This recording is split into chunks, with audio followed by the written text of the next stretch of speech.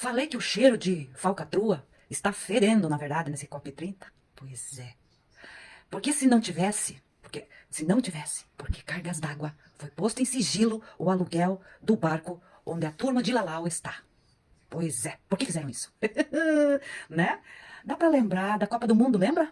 Do monte de estádio pelo Brasil, que hoje em dia são elefantes brancos abandonados, um monte deles. E o governo Lula colocou sob sigilo o valor total do aluguel do barco utilizado pelo presidente Lula durante a COP30 em Belém. A presidência informou apenas que a diária do iate Iana 3 foi negociada em cerca de R$ 2.700 por pessoa, o que soma mais de R$ 5.000 por dia para Lula e a primeira-dama Janja da Silva. O governo não revelou quantas pessoas estão hospedadas na embarcação nem o custo final do contrato.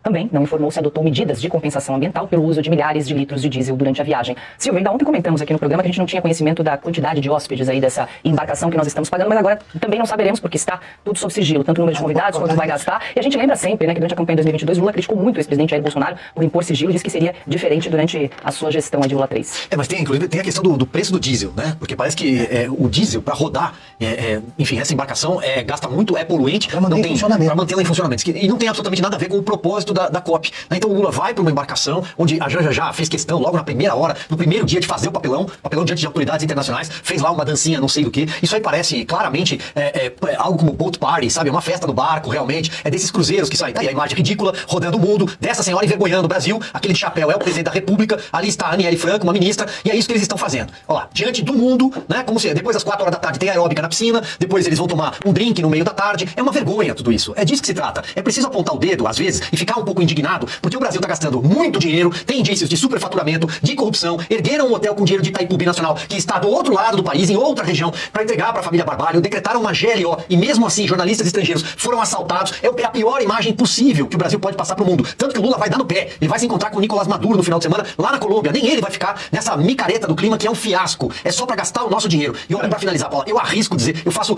até uma aposta com quem estiver aí do outro lado da tela, se daqui a pouco nós não teremos mais um grande escândalo de corrupção, de desvio de dinheiro nessa COP. Assim como tivemos com a Olimpíada, com Copa do Mundo, com todos os eventos que aconteceram no Brasil. Isso daí é chamariz de corrupção. E a dancinha e o cartão postal que o Brasil passa pro mundo é uma vergonha. Para não falar na senhora Margarete Menezes, a ministra da Cultura, não sei se temos essa imagem, que foi cantar Faraó pro Macron, né? Atento.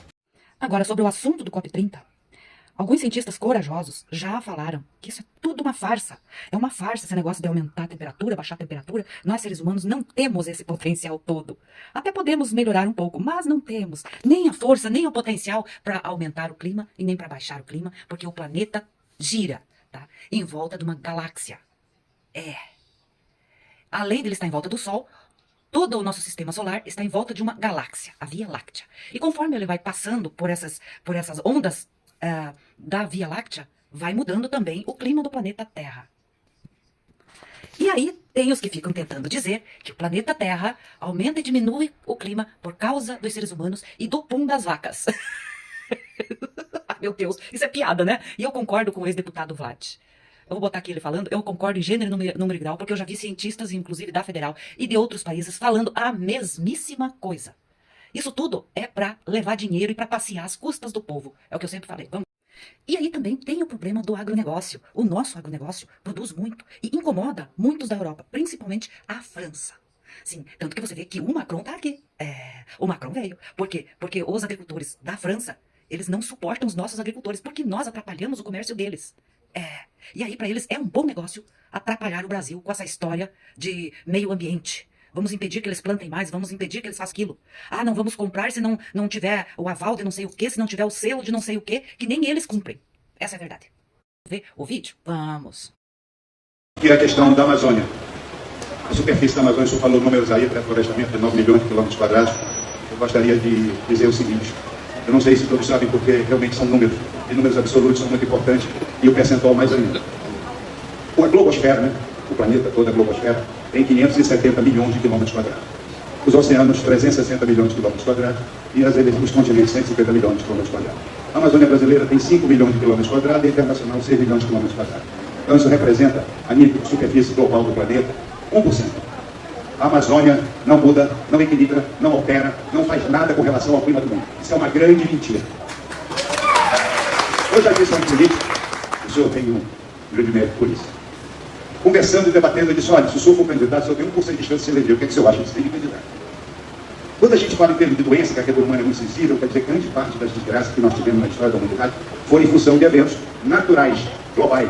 Né? Então, é importante que, como fala a questão da medicina, se chegar com qualquer um de nós, né, gente? Dizer, ó, você está com uma doença grave, tem 1% de chance de sobreviver, 99% de chance de morrer. Nós vamos nos pegar esse 1%, não é isso?